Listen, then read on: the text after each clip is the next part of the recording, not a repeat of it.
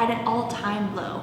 In 2018, less than 14% of adults in the United States reported using tobacco products.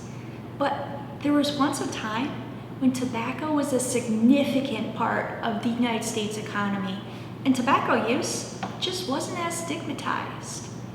This is a wooden canister in our collection that once held 10 pounds of chewing tobacco from Johnson & Wheeler's company in Detroit. Now, this object helpfully tells us the exact date that it was created and sold, which was 1877. And we can tell that from a stamp on the back of the canister here that says that it was taxed in 1877 by the Internal Revenue Service. Today, we tax tobacco largely as a deterrent to its use, but back in 1877, it was just a revenue booster for the US government.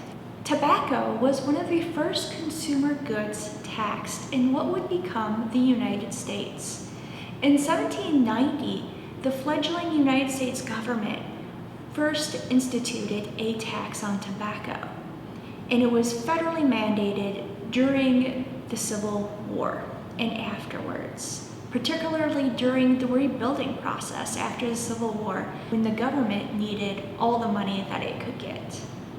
And these taxes would fluctuate based on whether it was peacetime or wartime.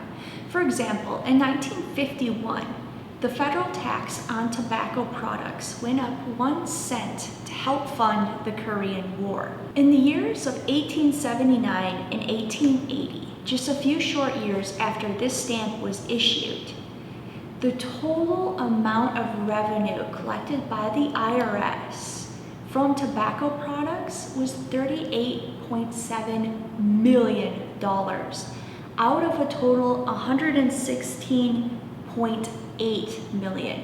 So a significant portion of the money that the IRS was collecting was from tobacco products. But where did this idea of using tobacco come from in the first place? Well, tobacco was originally domesticated by the indigenous populations of Central and South America as far back as 12,500 years ago. And it was used for various ceremonies and also as medicine. The first European scouts traveling into the interior of Cuba reported that the locals were using what we would today know as cigarettes. They were rolling up tobacco and smoking it and inhaling it. And so once tobacco hit Europe, it became a huge hit. People from all levels of society, all genders, used tobacco in its various forms, smoking in pipes, cigarettes, chewing it, all that. And it spread throughout the rest of the world through colonization and trade, and was one of the major drivers of European colonization in the United States, and the drivers of the African slave trade as well.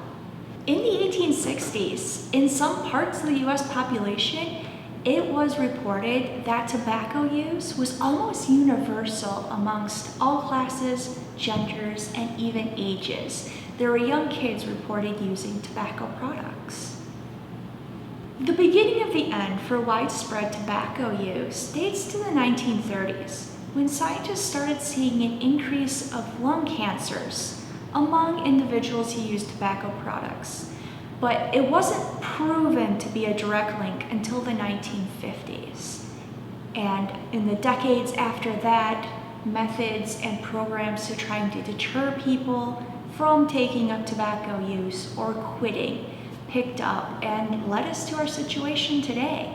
So who knows, in the future, the use of tobacco might really be just one small part of US history.